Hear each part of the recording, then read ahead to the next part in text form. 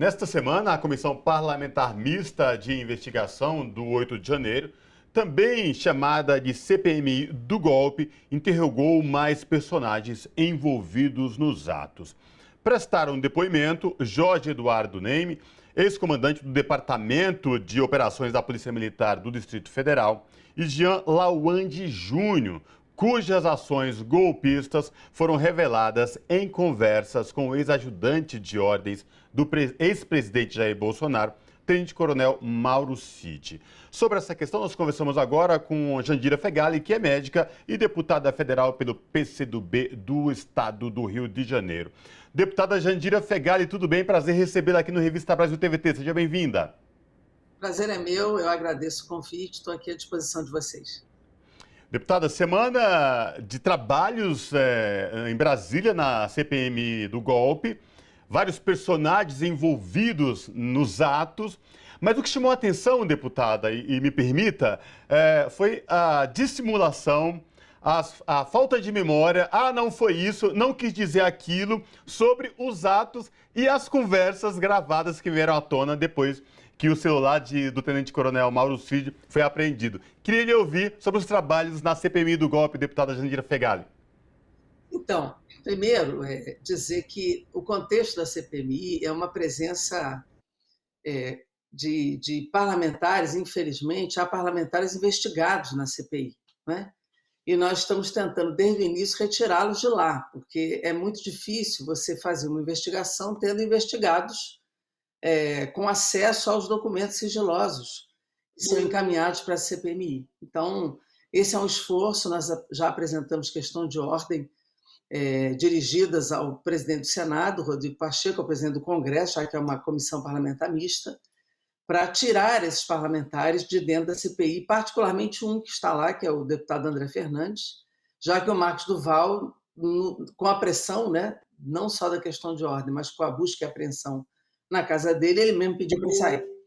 Então, esse já é um primeiro problema. O segundo são as duas teses que estão colocadas na CPMI. Nós estamos levantando que o 8 de janeiro não foi um fato isolado, ele faz parte de um processo, de um planejamento golpista que foi estimulado durante 4 anos, mas tem fatos determinados que a CPI, no seu planejamento aprovado, no plano de trabalho da relatora Elisiane, parte de 30 de outubro, que é o segundo turno da eleição em diante, né? E esse é um processo que teve vários momentos que revelam que houve uma ação estimulada, instigada, construída e planejada para chegar no 8 de janeiro.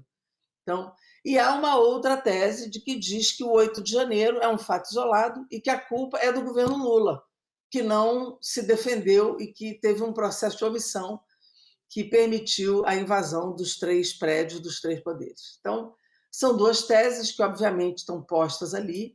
Nós conseguimos aprovar o plano de trabalho que investiga o processo, e é nesse que nós estamos focados.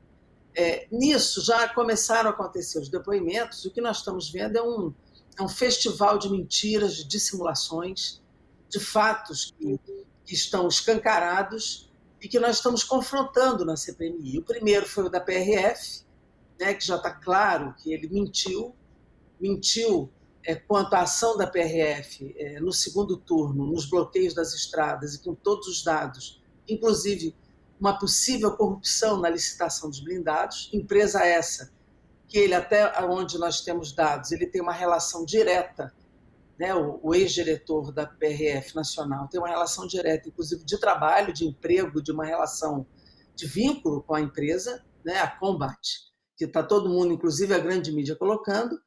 Depois a gente tem uma declaração aberta do ex-diretor de operações da Polícia Militar do DF, que diz que a Polícia Militar se omitiu, mesmo tendo os dados de inteligência, e declarou que o acampamento era protegido pelo Exército, né, e que a partir do acampamento os atos golpistas eram, de fato, planejados e formulados. Tivemos o depoimento do Jorge Washington, que trabalhou nos acampamentos e na montagem do ato terrorista do aeroporto de Brasília, né? E ele disse que foi muitas vezes o acampamento, né? Muitas coisas ele não disse, mas ficaram tacitamente colocadas. E depois o depoimento do Jean Lawande, que era ali, como a gente disse, quer dizer, eu não disse lá, mas ficou nítido. E aqui eu posso dizer o chamado batom na cueca, né, que é uma fala muito machista, mas é a fala que melhor expressa o que a gente quer dizer, quer dizer, é a coisa mais difícil de contestar, que é exatamente a fala dele com o Mauro Cid, é uma sequência de um pedido insistente de montagem de um golpe a partir do ex-presidente Jair Bolsonaro, que só não deu a ordem do golpe porque não teve sustentação no alto comando do Exército, né, e nem internacional, mas ele pedia, insistia para que o golpe fosse dado a partir do comando, e quando ele não veio, por falta de sustentação, ele disse, então vai ser com o povo. E logo depois você teve o 12, que foi a diplomação do Lula, o 24 na véspera do Natal, que foi a bomba, e depois o 8 de janeiro, que foi a invasão dos 3 poderes. Então está nítido aí um processo, né, claro, de construção dos atos golpistas no Brasil. E, deputada, a gente sabe também que a propositura da CPMI, ela veio de um lado bolsonarista, já numa tentativa de colocar essa dúvida da origem do golpe, da tentativa de golpe, que diz do dia 8, mas como a senhora já bem colocou, é bem anterior a isso, foi todo um processo. E a gente sabe também que essa direita bolsonarista no Congresso tem usado esses locais de discussão para fazer encenações, para fazer um tipo de performance, para ir para as redes sociais. A gente pode avaliar que eles estão perdendo a força a partir de que se observa que o que está sendo dito é mentira, de que as questões que estão sendo colocadas o castelo de areia deles está caindo? Não, vai cair mais, né? Porque terça-feira que vem é o Mauro Cid. Imagina, o celular dele é um cipual de declarações golpistas, inclusive o preâmbulo de um ato institucional do golpe, com o passo a passo de como destituir os ministros do Tribunal Superior Eleitoral, como substituir, com quem substituir, como fazer o ato vamos dizer, de destituição do presidente eleito, como dar o golpe institucionalmente estabelecido, ou seja, não vai ter como negar. Né? Você veja, o Jean Lawande, ele mentiu, dizendo que ele queria uma ordem para apaziguar o país, é uma coisa absolutamente ridícula. E como não houve a prisão dele na CPI, nós entramos com a notícia crime na Procuradoria-Geral da República, já foi protocolada para que devidas providências sejam feitas. Né? Inclusive, é muito ruim para o Exército Brasileiro que um oficial, né, um coronel, vá a uma CPI com esse comportamento. E o Mauro Cid também é um tenente-coronel que já está preso.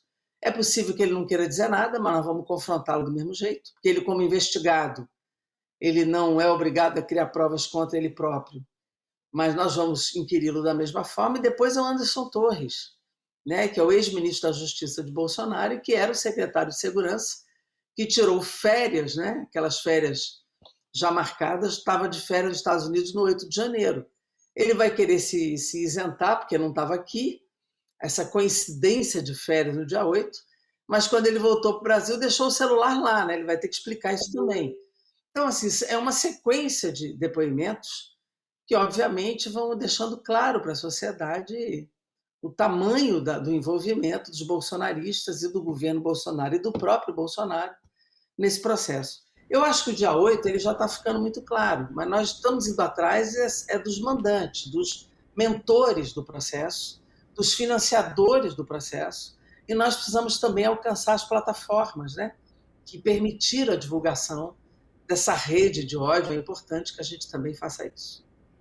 Até porque, deputada, vem sendo divulgado aí, depois da apreensão dos celulares, né, toda a logística no entorno, por exemplo, dos acampamentos em frente aos comandos militares do Brasil inteiro, de como essas pessoas que estavam acampadas ficavam diariamente, com comida, alimentação, banho, ou seja, tinha toda uma logística preparada. Mas a minha pergunta, no que diz respeito ainda aos interrogados que foram ouvidos nesta semana na CPMI do golpe, sobre possíveis vozes de prisão. Isso foi cogitado em algum momento, deputada?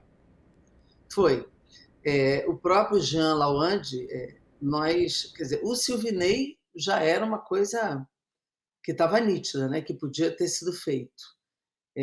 No caso do George Washington, ele já estava preso, mas podia se agregar a ele um aumento de pena por uma nova voz de prisão. Só que ali, no caso, ele permaneceu calado na maior parte das perguntas que o comprometeriam.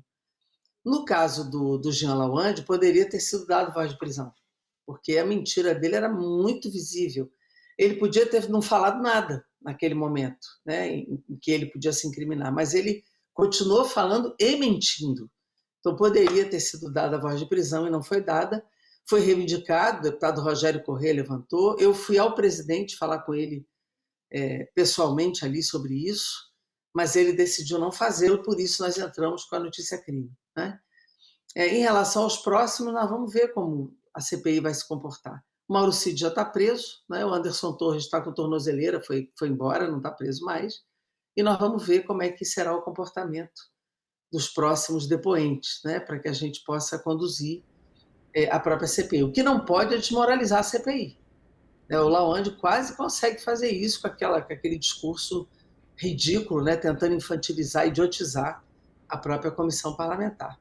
Vamos ver como a gente faz. Agora, ridículo mesmo foi o comportamento dos bolsonaristas diante daquele depoimento, né? Teve bolsonarista que defendeu o depoimento do coronel, que quase que aplaudiu o coronel, uma coisa que eles vão abraçando as pessoas, né? Fazendo uma defesa inacreditável desse tipo de depoimento. É muito feio, né? Fica muito feio, muito desqualificador esse tipo de comportamento. Nenhuma CPI, eu já participei de várias, aplaude depoente preso. Quer dizer, uma coisa fica abraçando no intervalo, quer dizer, uma coisa muito feia, né? Mas, de alguma forma, mostra o vínculo dos bolsonaristas com esses golpistas que estão indo à CPMI.